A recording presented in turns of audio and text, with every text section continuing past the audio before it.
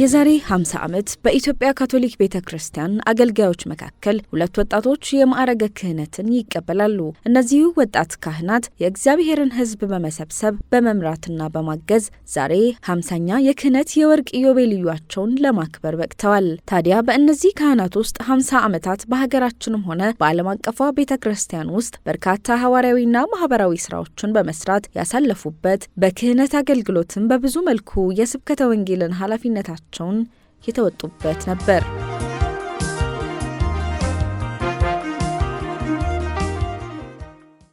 ውድ የሰላም ካቶሊክ ቴሌቪዥን ተመልካቾቻችን ለዛሬው ልዩ ፕሮግራማችን በእግዚአብሔር መልካም ፍቃድ በኢትዮጵያ ካቶሊክ ቤተክርስቲያን በክህነት ለዓመታት ያገለገሉንን ብፁዓን አባቶች የአዲስ አበባ ሀገረ ስብከት ሊቀ ጳጳስ ብፁዕ ካርዲናል አቡነ ብርሃነ ኢየሱስና የቀድሞ የሶዶ ሀገረ ስብከት ጳጳስ ብፁዕ አቡነ ጸጋዬ ቀነኒ 50ኛ የክህነት የወርቅ ኢዮቤልዩ አከባበር ይዘንላችሁ ቀርበናል። እስከ ፕሮግራማችን ፍጻሜ አብራችሁን ቆዩ። በቀዳሚነት እኔ በኩል እንደ ሰው ምስጋና ይድረሰው ብዬ ማምነው ለቤተ ክርስቲያኔ ነው። ስለመራችኝ፣ ስላሳደገችኝ፣ ለዚህም አገልግሎት ብቁ ስላደረገችኝ እጅግ አድርጌ አመሰግናለሁ። በብፁዕ ካርዲናል ብርሃነ ኢየሱስ በኩል ይሄ ምስጋናዬ ለመላይቱ ቤተ ክርስቲያን እንዲደርስ እማጠናለሁ። እኔም ደግሞ እግዚአብሔርን ከእናንተ ጋር ሆኜ ሳመሰግን በጣም ደስ ይለኛል። ምክንያቱም ለእግዚአብሔር የሚሰጠው ምስጋና ስለሆነ ነው። እንዲሁም ምዕመናንም በሙሉ እንዲሁም ደግሞ እኔ ከእሳቸው የተረከብኩትን ብፁዕ አባታችንን ካርዲናል ጳውሎስ ጻድዋንም አስታውሳለሁ። ምክንያቱም አባቶች በለፉት ላይ በሰሩት ላይ ነው እኛም የተቻለንን ያህል ለመስራት የሞከርነው።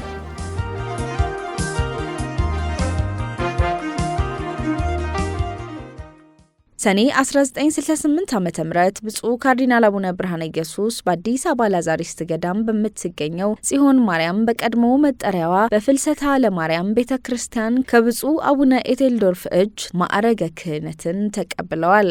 በተመሳሳይ ዓመትና ወርም ብፁዕ አቡነ ጸጋዬ ቀነኒ በወቅቱ የአዲስ አበባ ሀገረ ስብከት ረዳት ጳጳስ በነበሩት በብፁዕ አቡነ ጳውሎስ ጻድዋ እጅ በአዲስ አበባ ልደታ ማርያም ካቴድራል ማዕረገ ክህነትን ተቀብለዋል። የዘንድሮ ብፁዓን ጳጳሳት ያኔ ወጣት ካህናት ለሐዋርያዊና ልማታዊ ስራዎች ተሰማሩ። ቅዱስ ቃሉ በማርቆስ ወንጌል ምዕራፍ 4 ቁጥር 8 እንደሚለው አንዱ 30 አንዱ 60 አንዱ 100 አፈራ። ዘንድሮ ሐምሌ 5 ቀን 2018 ዓ.ም የብፁዓን ጳጳሳቱ 50ኛ የክህነት ዓመት በታሰበበት የምስጋና መስዋዕት ቅዳሴ በቤተ ክርስቲያኒቱ አቆጣጠር ደግሞ የቅዱሳን ጴጥሮስና ጳውሎስ ክብረ በዓል የተከበረበት ነበር። በሁለቱ የቤተ ክርስቲያን ምሰሶዎች ክብረ በዓል የ50 ዓመታት ጉዞአቸው የታሰበው የሁለቱ ካህናት ጉዞ በዕለቱ ቃለ እግዚአብሔር መምህር ክቡር አባ ግሩም ተስፋዬ ሲታይ የጸጋ የምስጋናና የአገልጋይነት ነው። ዛሬ የብፁዕ አቡነ ጸጋዬን የብፁዕ አባታችን አቡነ ብርሃነ ኢየሱስ ካርዲናልን 50ኛ የክህነት አገልግሎት በዓል ስናከብር በእውነት ትንሽ ጸጋ ሳይሆን ትልቅና የሚያስደስት ጸጋ ነው። እነርሱም በፊናቸው ያሳለፉት የደስታ፣ የመከራ፣ የእምነትም የአረመኔነትም ዘመን አፍራሽ የሆኑ ብዙ ኃይሎችም ባሉበት ዘመን፣ በአንጻሩም ደግሞ የብዙ ምዕመናን ጽኑ እምነትና ሰብአዊነት በአንጻሩ እንዲሁም ደግሞ ለፍትህና ለእውነት የቆሙ ምስክሮችን ያዩበት፣ የሰላም እጦትን ያዩበት፣ የፍትህና የእውነትን የመመንመንና የመዳከም ሁኔታን ያዩበት ሕይወታቸውን ወደ ኋላ ሲቃኙት ሁለቱም እርግጠኛ ነን ከእኛ ጋር ሆነው እግዚአብሔርን እንደሚያመሰግኑት። ሁለቱም እንደገና ባላቸው ዕድሜ እነሆ አገልጋይህ በማለት እፊቱ ቆመዋልና እግዚአብሔርን እናመስግንላቸው።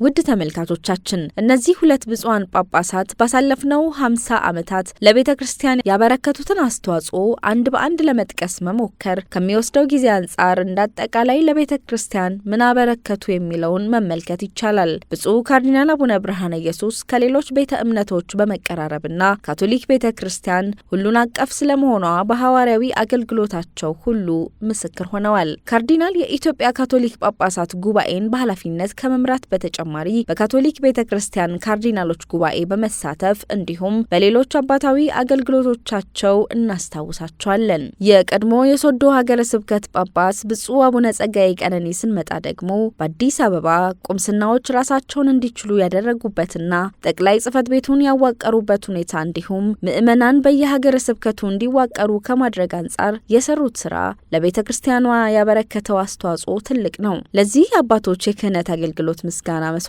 ቅዳሴ ርዕሰ ሊቃነ ጳጳሳት ሌዮ 14ኛም ሐዋርያዊ ቡራኪያቸውን እንዲህ ሲሉ ልከዋል። I wanted to make a short speech, but given that I have messages from the Holy Father for each of you. ለሁለታችሁም የቅዱስ አባታችንን መልእክት በመያዜ አጭር ንግግር ለማድረግ ፈልጋለሁ። መልእክቱን በቀላሉ አነባለሁ። የመጀመሪያው ለክቡር ወንድማችን የአዲስ አበባ ሀገረ ስብከት ሊቀ ጳጳስ ለብፁዕ ካርዲናል አቡነ ብርሃነ ኢየሱስ ሱራፌል ነው። የክህነት የወርቅ ኢዮቤልዩ ስታከብር ከልባችን በመነጨ ፍቅር ከጎንህ እንሆናለን። እረኛው ኢየሱስ ክርስቶስ የተትረፈረፈ ሽልማት ከመንፈስ ጥንካሬ ከጥሩ ጤናና መጽናናት ጋር እንዲሰጥህ እንጸልያለን። በእጅግ የተባረከችው በድንግሏ የፈጣሪ እናት ማርያምና በቅዱስ ዮሴፍ ካስፓውስ በአንጪዎች ጠባቂ አማላጅነት ሁላችንም ሐዋርያዊ ቡራኪያችንን በአንተና በሚወዱህ ላይ እናወርዳለን። ከቫቲካን ጁላይ ቀን 2026 ርዕሰ ሊቃነ ጳጳሳት ሌዮ 14ኛ 3rd day of July in the year 2026, Pope Leo XIV.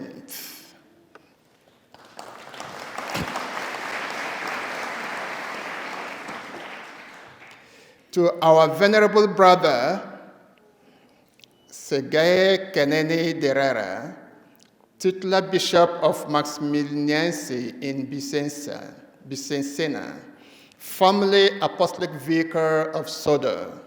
ለክቡር ወንድማችን ጸጋዬ ቀነኒ ደራራ ለቀድሞ የሶዶ ሀገረ ስብከት ጳጳስ ክህነት የተቀበልክበትን የወርቅ ኢዮቤልዩ ስታከብር እኛ በደስታና በወንድማማችነት እንኳን ደስ ያለህ እንላለን። ጌታችን ኢየሱስ ክርስቶስ የተትረፈረፈ ጸጋ በተለይም ጤናና የመንፈስ ቅዱስ መጽናናት እንዲሰጥህ እንጸልያለን። በአንተና በሚወዱህ ላይ ሐዋርያዊ ቡራኪያችንን እናወርዳለን። ከቫቲካን ጁላይ ቀን 2026 ርዕሰ ሊቃነ ጳጳሳት ሌዮ 14ኛ Given from the Vatican on the 3rd day of July 2026, Pope Leo XIV.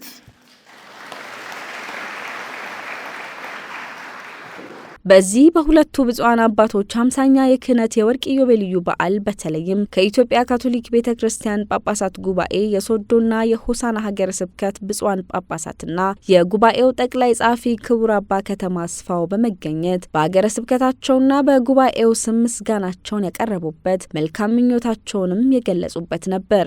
ብፁዕ ካርዲናል ብርሃነ ኢየሱስ፣ ብፁዕ አቡነ ጸጋዬ ቀነኒ በሶዶ ሀገረ ስብከት በሁሉም ቁምስናዎች ላይ ከነሱ ጋር ስለተደረገላቸው ጸጋ አብሶ ስለሰጣቸው እረኝነት አገልግሎትን እንደዚሁ እንዲወጡ ስለረዳቸው ሰበካው በሙሉ ምስጋናውን እያቀረበ ይገኛል። እዚሁም ደግሞ ምዕመናኑ የሚወክሉ ካህናት፣ ደናግል ከምዕመናንም ከወጣቶችም እዚህ ቦታ ተገኝተን ምስጋና ለእግዚአብሔር እያቀረብን እንገኛለን።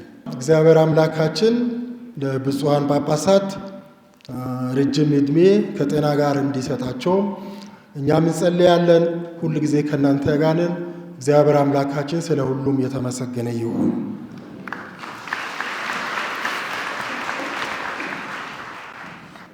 ሁለቱም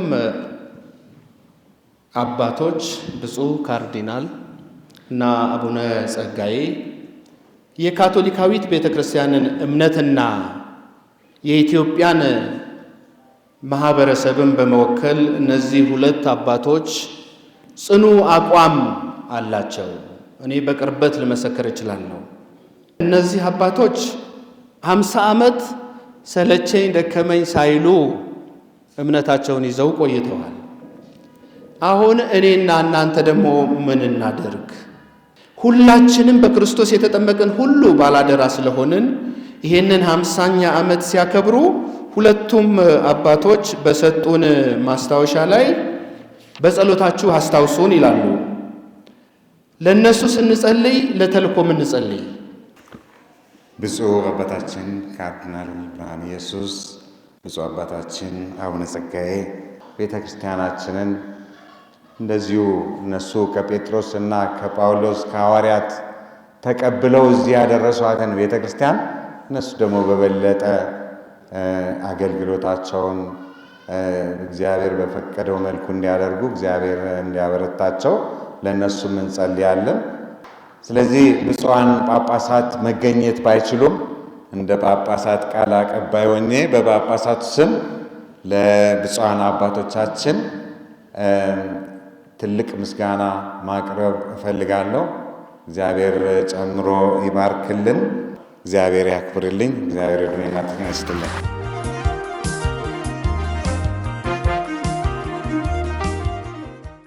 የብፁዕ ካርዲናል አቡነ ብርሃነ ኢየሱስና የብፁዕ አቡነ ጸጋዬ ቀነኒ 50ኛ ዓመት የክህነት የወርቅ ኢዮቤልዩ የምስጋና መስዋዕተ ቅዳሴ ከሀገር ውስጥና ከውጭ ጥሪ የተደረገላቸው እንግዶችና ጳጳሳት፣ ካህናት፣ ደናግል፣ ምዕመናንና ሌሎችም በመገኘት እግዚአብሔር ብፁዓን ጳጳሳቱን ለዚህ ክብር በማብቃቱ ያመሰገኑበትና የተደሰቱበት ነው። በዚሁ የምስጋና መስዋዕተ ቅዳሴ ላይ ከኢትዮጵያ ካቶሊክ ቤተክርስቲያን በተለይም የገዳማት አለቃዎች፣ የካህናትና የምዕመናን ምክር ቤት እንዲሁም በአዲስ አበባ ሀገረ ስብከትም የቆሞሳት ተወካዮች በመገኘት በወከሏቸው ስም ምስጋናቸውንና መልካም ምኞታቸውን ገልጸዋል። ብፁዕ ካርዲናል አቡነ ብርሃነ ኢየሱስ፣ ብፁዕ አቡነ ጸጋዬ ቀነኒ አባቶቻችን በኢትዮጵያ ካቶሊካዊት ቤተክርስቲያን የገዳማት የበላይ ኃላፊዎች ጉባኤ ስም ሆኜ እናንተን እግዚአብሔር ይባርካችሁ፣ እግዚአብሔር ይስጥልን፣ ለ75ኛው ዓመት ያደርስልን እላችኋለሁ። አመሰግናለሁ።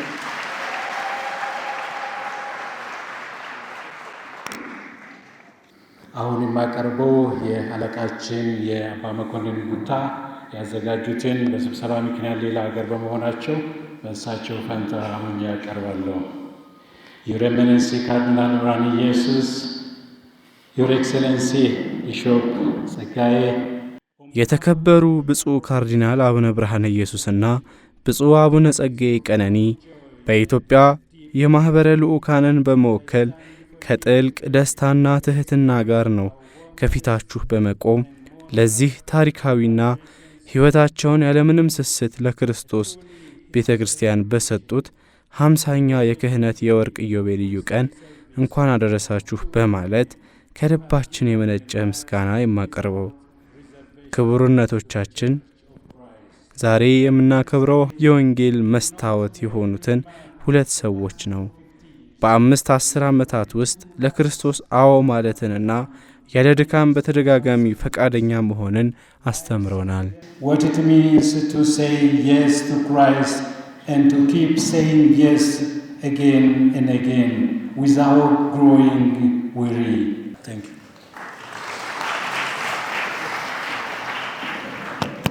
ብፁዕ አባታችን ካርዲናል ብርሃነ ኢየሱስ የአዲስ አበባ ሰበካ ሊቀ ጳጳስ፣ ብፁዕ አባታችን አቡነ ጸጋዬ ቀነኒ የሶዶ የቀድሞ ጳጳስ፣ እኛ የአዲስ አበባ ሰበካ ካህናትና እንዲሁም ቆሞሳት በእናንተ ብፁዓን አባቶቻችን ሕይወት፣ ተግባር፣ አገልግሎት ያለን አድናቆትና ከፍ ያለ ክብርን ለመግለጽ እንወዳለን። እኛም ደግሞ ከጎናችሁ ሆነን በሚያስፈልገው ነገር ሁሉ ከእናንተ ጋር መሆናችንን ለመግለጽ እንወዳለን። እንግዲህ እግዚአብሔር አምላክ ቀሪው የሕይወት ዘመናችሁን በደስታ በሰላም በጤና በፍቅር በጸጋ የሞላ ያድርግላችሁ። መልካም ዘመን ያድርግላችሁ። እጅግ የተከበሩ ብፁዕ አባታችን ካርዲናል ብርሃነ ኢየሱስ፣ እጅግ የተከበሩ ብፁዕ አቡነ ጸጋዬ ቀነኒ፣ እንኳን እግዚአብሔር ለዚህ ታላቅ ቀን አደረሳችሁ። እግዚአብሔር አምላክ እረኛ ሰጥቶን 50 ዓመት ወደ እግዚአብሔር የሚያቀርቡን ወደ ግልጋሎቱ የሚያቀርቡን አባቶች እግዚአብሔር ስለሰጠን እናንተንም እንኳን አደረሳችሁ እላለሁ። እግዚአብሔር ባርካችሁ፣ እልል በሉላችሁ። ብፁዕ አባታችን ካርዲናል ብርሃነ ኢየሱስ፣ ብፁዕ አባታችን አቡነ ጸጋዬ፣ ምዕመናን ስለነኚህ አባቶች ያላቸው ስሜት ልዩ ነው። በራቸውን ክፍት አድርገው ቀርበው ትክክለኛውን የክርስቶስን ወንጌል የሰበኩ አባቶች ናቸው። ስለዚህ ስላደረጋችሁት ነገር ሁሉ እግዚአብሔር ይስጣችሁ፣ እግዚአብሔር ይባርካችሁ። ሁል ጊዜ እንጸልይላችኋለን። ረዥም ዕድሜ እንዲሰጣችሁ እንለምናለን። ለሌሎች አባቶችም ደግሞ ትልቅ ምልክት ስለሆናችሁ ይሄ ትልቅ ተስፋ ነው። ለቤተ ክርስቲያን ተስፋ ናችሁና ቀሪ ዘመናችሁ እግዚአብሔር ይባርክላችሁ። የኢትዮጵያ ካቶሊክ ቤተ ክርስቲያንን ላለፉት 50 ዓመታት ሲያገለግሉ የቆዩትና ዛሬም ለዚህ ክብር የበቁት ብፁዕ ካርዲናል አቡነ ብርሃነ ኢየሱስና ብፁዕ አቡነ ጸጋዬ ቀነኒ ለዛሬዋ ቀን በመብቃታቸው እግዚአብሔርን፣ ቤተ ክርስቲያንንና የቀድሞ አባቶችን አመስግነዋል። በእርግጥ የአንድ ጳጳስም ሆነ የካህን ሕይወት እንዲሁ ለብቻ የሚጓዝበት ሳይሆን በመስቀል መንገዱ ላይ እንደ ቀሬናው ስምዖን ያሉ መልካም ሰዎች አደራና ህመምን አብረው የሚጋሩበት መንገድ ነው። ብፁዓን ጳጳሳቱ በ50ኛ የክህነት ዓመታቸው እግዚአብሔርን፣ ቤተ ክርስቲያንንና የቀድሞ አባቶችን ቢያመሰግኑም በመንገዱ ያገኟቸውን ሌሎች ጳጳሳት፣ ካህናትና ምዕመናን በመርሳት አይደለም። እኛም በዚህ የምስጋና መስዋዕተ ቅዳሴ ላይ በመገኘት በዕለቱ ያነጋገርናቸውን ምስጋናቸውንና መልካም ምኞታቸውን ሊገልጹ አብረውም ሊያመሰግኑ ከተገኙት ገዳማውያን ምዕመናንና አገልጋዮች መካከል የተወሰኑትን ለማናገር ሞክረን ነበር። እኔ ካቴኪስት ኃይለ ሚካኤል አጽባህ እባላለሁኝ በቅዱስ ፍራንቺስኮስ ቁምስና። እኔ እንግዲህ ሁለቱንም የማመሰግነው ከልጅነቴ ሁለቱንም አውቃቸዋለሁኝ። አቡነ ጸጋዬ በወጣት ማህበር እያለን ብዙ ያስተማሩን ብዙ ከኛ ጋር የለፉ ናቸውና በህይወቴ ዘመን ሙሉ አረሳቸውም። ስለዚህ እጅግ ትሁት እና ለወጣቶች ራሳቸውን የሰጡ በመሆናቸው እግዚአብሔርን ስለሳቸው አመሰግናለሁኝ። ካርዲናል ብርሃነ ኢየሱስ እውነት ለመናገር በካቶሊካውያን ብቻ ሳይሆን በመላው የኢትዮጵያ ሕዝብ በጣም የሚደነቁ በጣም የሚታወቁ ናቸው። በተለይ እኔ እሳቸውን በጣም የማስታውሰው በምንድን ነው ከተባለ ለበዓላት የሚያስተላልፉት መልእክት ለእኔ በግሌ በጣም እደነቃለሁኝ።